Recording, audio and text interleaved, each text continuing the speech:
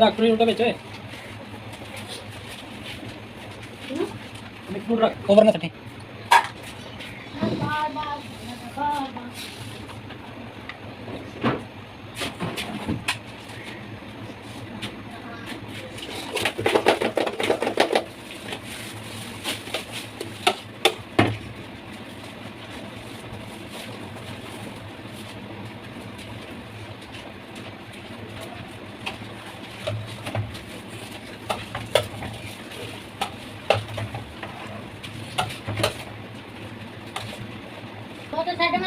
अच्छा अच्छा अच्छा पता नहीं पड़ा ना किधर चोकला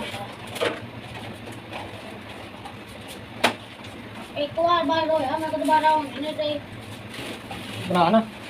अगे बनाइए ना हुनी बना भैया जिन्हें नहीं बनानी आते ताइया तो बनाइए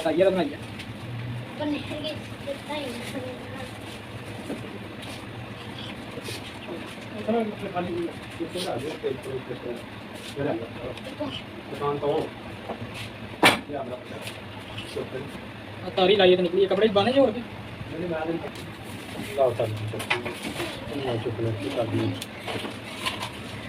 घंटा डेढ़ घंटा बंदा रहता इन्हें पेंट लगा जाए इन्हें पेंट छोड़ देंगे वो शाम 4-5 बजे जाने अच्छा बहुत जॉब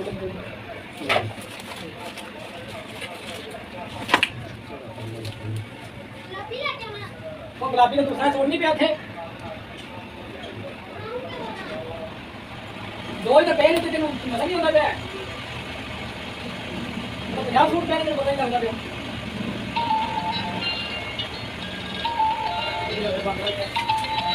जो सही लग गया उन्होंने वो